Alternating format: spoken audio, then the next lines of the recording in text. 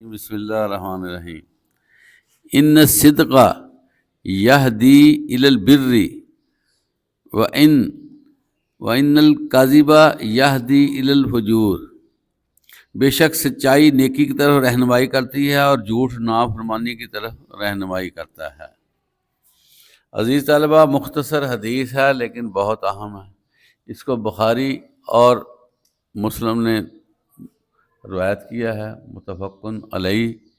اور جو متفقن علیہ حدیث ہو نا، وہ بہت اتھینٹک ہوتی ہے اور اس کے راوی جو ہے نا وہ متواتر ہوتے ہیں۔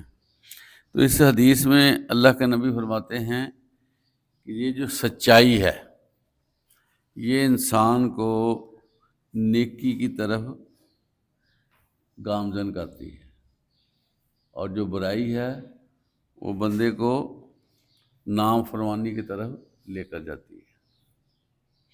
اس لیے نیکی کی راہ اپنانی چاہیے اور برائی سے منع ہونا چاہیے، کیونکہ عزیز طلبہ یہ جو انسانی جسم ہے نا، یہ اللہ نے بنایا ہوا ہے۔ یہ ہمیشہ اپنے ذہنوں میں رکھا کریں کہ انسانی جسم اللہ نے بنایا ہے، اس کی ساری پروگرامنگ جو ہے وہ اللہ کے پاس ہے، اور اللہ تعالیٰ نے انسان کے اندر یہ چیز رکھی ہے کہ جو اچھا سٹیپ اٹھاتا ہے نا، اس کا خود بخود ٹرینڈ اچھے سٹیپ کی طرف بڑھ جاتا ہے۔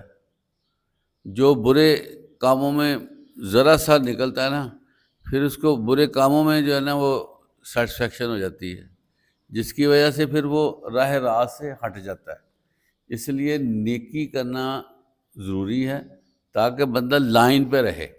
بعض کا لوگ کہتے ہیں یہ چھوٹی نیکی بڑی اہم ہوتی ہے، کیونکہ ہر نیکی جو ہے نا آپ کو اچھے راستے کی طرف لے کر جاتی ہے، اور جو بری چیز ہے وہ آپ کو ٹریک سے ہٹاتی ہے۔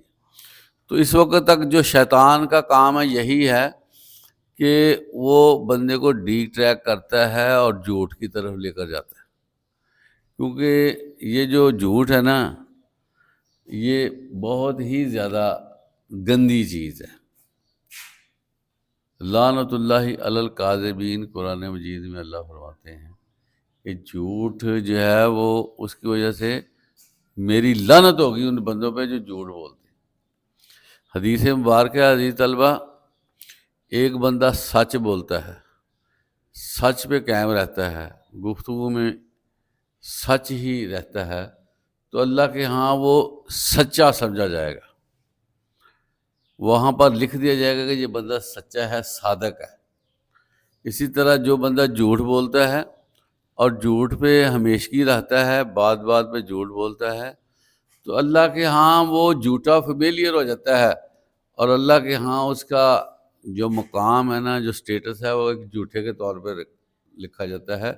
تو آپ بتائیں عزیز طلبہ، ایک بندہ جھوٹ بول کے اس طرح اللہ کے ہاں وہ اپنا نام ہی جھوٹوں میں لکھوا لے، تو کیا اس کی جو ہے وہ نکاسی ہو سکے گی؟ کیا اس کی بخشش ہو سکے گی؟ خود ہی آپ دیکھ لیں۔ ایک حدیث میں آپ علیہ الصلوۃ والسلام نے فرمایا کہ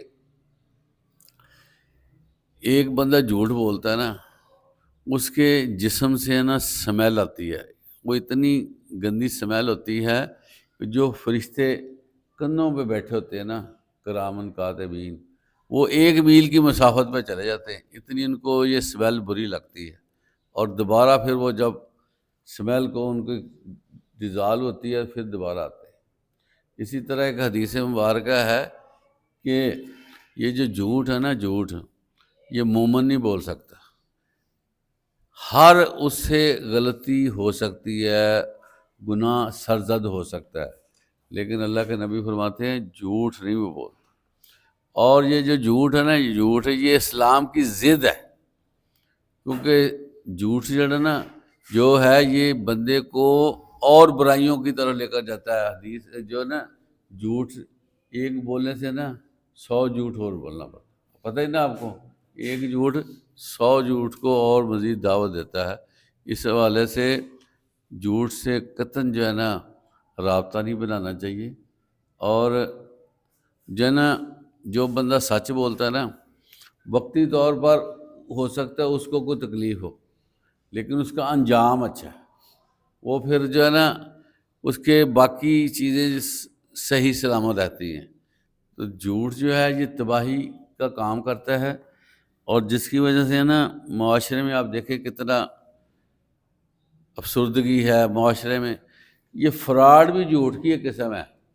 کسی کو آپ کوئی چیز دکھاتے ہیں، دیتے کوئی اور ہیں، یا اچھی چیز سامنے رکھی ہوئی ہے، ہلکی چیز سائڈ پہ رکھی ہوئی ہے، جب آپ اس کو دینے لگتے ہیں تو اچھی چیز کے ساتھ ہلکی چیز مکس کر کے آپ اس کو دے دیتے ہیں۔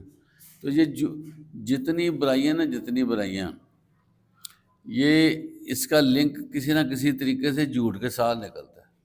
تو جھوٹ چھوڑنے سے نا بندہ آہستہ آہستہ صاف ہوتا رہتا ہے، شفاف ہوتا رہتا ہے، اور اس کا من جو ہے وہ پاک ہو جاتا ہے، پھر وہ اپنے آپ میں کانفیڈنس میں آتا ہے، خوش رہتا ہے۔ تو اللہ تعالیٰ ہمیں جھوٹ سے بچنے کی توفیق عطا فرمائے۔ وآخر دعوانا الحمدللہ رب العالمین۔